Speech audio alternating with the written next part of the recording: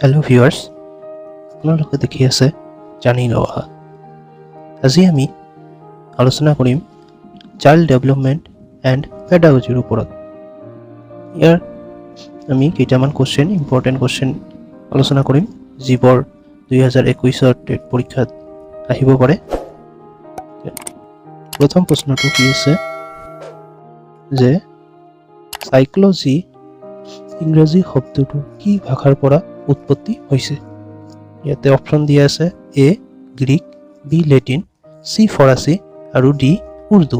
তেনেহ'লে এই কেইটাৰ ভিতৰত সঠিক আনচাৰটো হ'ব কি এ গ্ৰীক।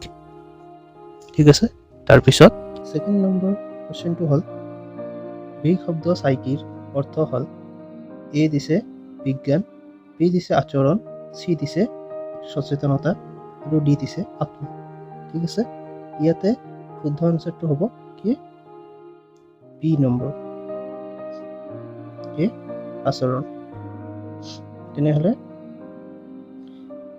চাইকিৰ অৰ্থটো হ'ল কি আচৰণ। তাৰপিছত 3 নম্বৰ কি দিছে গ্ৰীক শব্দটো লগছ। লগছৰ অৰ্থ কি? লগছৰ অৰ্থ কি এ দিছে আচৰণ, বি দিছে ব্যৱহাৰ, চি দিছে মন আৰু ডি দিছে বিজ্ঞান। ইয়াৰ সঠিক আনচাৰটো হ'ব কি ডি বিজ্ঞান। তাৰপিছত 6 নম্বৰ দিছে মনোবিজ্ঞান হৈছে আত্মাৰ বিজ্ঞান। কথাষাৰ কাৰ উক্তি? এ নম্বৰ দিছে এৰিষ্টটল, বি দিছে প্লেটো, চি দিছে এ আৰু বি আৰু ডি দিছে কি দিছে ৰুছো।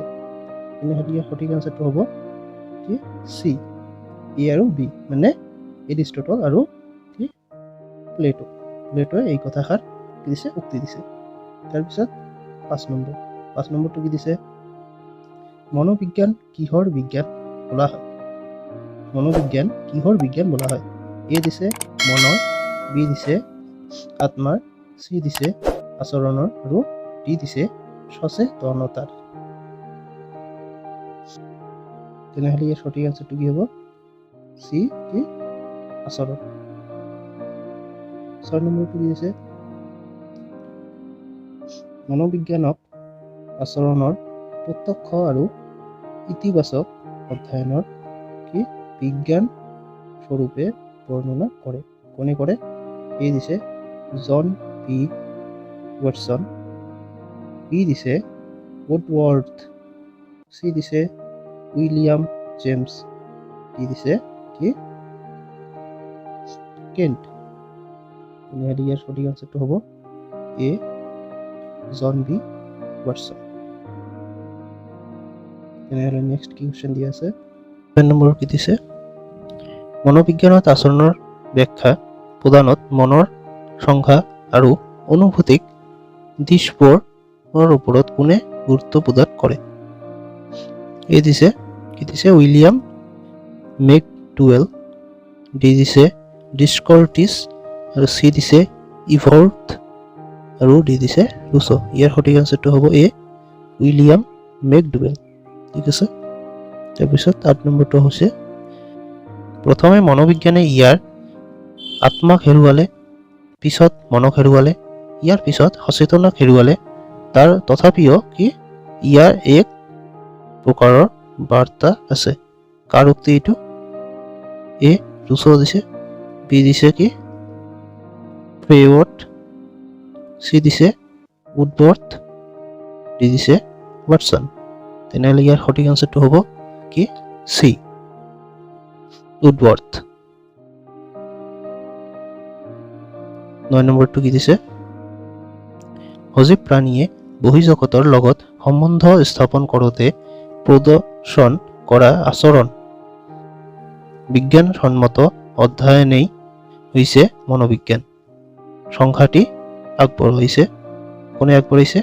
এ দিছে উডৱৰ্থ, বি দিছে মাৰ্কুইছ, চি দিছে কহলাৰ আৰু ডি দিছে কুৰ্ট কটকা। ইয়াৰ ভিতৰত সঠিক আনচাৰটো কোনটো হ'ব? এনচাৰ ডি2 হ'ব সঠিক আনচাৰ কুৰ্ট কটকা। 10 নম্বৰ কি দিছে মনোবিজ্ঞানক প্ৰত্যক্ষ কৰা বা বস্তু নিৰ্দিষ্ট বিজ্ঞান স্বৰূপে জনা যায় এটো কি সত্য হয় মিথ্যা হয় দিছে কি সাংকেতিক সঁচা নে ক আৰু গ কোনটো হ'ব এটো হ'ব মানে সঁচা এই কথাটো সঁচা তাৰপিছত আমি নেক্সটত যাম কি দিছে 11 নম্বৰটো দিছে শিক্ষাৰ অধ্যয়ন সমাজমুখী কিন্তু মনোবিজ্ঞানৰ অধ্যয়ন ব্যক্তিমুখী ইয়াৰ অপচনবোৰ দিছে এ সঁচা বি মিছা সি দিছে সাংখ্যিক সঁচা আৰু ডি দিছে সাংখ্যিক মিছা তেনেহ'লে ইয়াৰ সঠিক আনসাৰটো কি হ'ব সঠিক আনসাৰটো হ'ব সঁচা এ সঁচা ঠিক আছে তাৰপিছত কি দিছে 12 নম্বৰ কি দিছে আধুনিক শিক্ষা মনোবিজ্ঞানৰ পিতৃ ৰূপে জনা যায় কাক জনা যায় এ দিছে ৰুছো বি দিছে মন্টেছৰি আৰু সি দিছে পেভলভ তেনেহ'লে সঠিক আনসাৰটো কোনটো হ'ব ডি হেনৰিক প্লেটালজি তাৰপিছত 13 নম্বৰটো দিছে মৌখিক শিক্ষা গ্ৰন্থ এমিলৰ ৰচক কোন এ দিছে ৰুছো বি দিছে প্লেটালজি সি দিছে কি অডামছ ডি দিছে পাৰ্চি নান তেনেহ'লে ইয়াৰ সঠিক আনসাৰটো হ'ব কোনটো হ'ব এ ৰুছো তাৰপিছত 14 নম্বৰটো দিছে কি শিশুৱে প্ৰাপ্তবয়স্ক হৈ উঠাৰ পূৰ্বে তাক শিশুৰ ৰূপে ব্যৱহাৰ কৰিব লাগে কথাটোক্তি কোনে কৈছে এ দিছে কি ফ্ৰড বি দিছে কি মেণ্টেছৰি আৰু সি দিছে ৰুছো ডি দিছে পাৰ্চিনান তেনেহ'লে ইয়াৰ সঠিক আনসাৰটো হ'ব কি সঠিক আনসাৰটো হ'ব সি ৰুছোই কৈছিল তাৰপিছত 15 নম্বৰটো কি আছে শিক্ষা মনোবিজ্ঞান অধ্যয়ন কৰাৰ বাবে জৰুৰী কি 1 নম্বৰ দিছে শিক্ষাৰ্থী বি দিছে কি শিক্ষক শিক্ষাৰ্থী সি দিছে অভিভাৱক আৰু ডি দিছে পৰিচালক তেনেহ'লে ইয়াৰ সঠিক আনসাৰটো হ'ব কি বিটো হ'ব শিক্ষক আৰু শিক্ষয়িত্ৰী তাৰপিছত 16 নম্বৰটো হৈছে কি শিক্ষাত পুৰস্কাৰ আৰু শাস্তিৰ নীতি ভিত্তি হল 16 নম্বৰটো কি দিছে শিক্ষাত পুৰুষ আৰু শাস্তি নীতিৰ ভিত্তি হল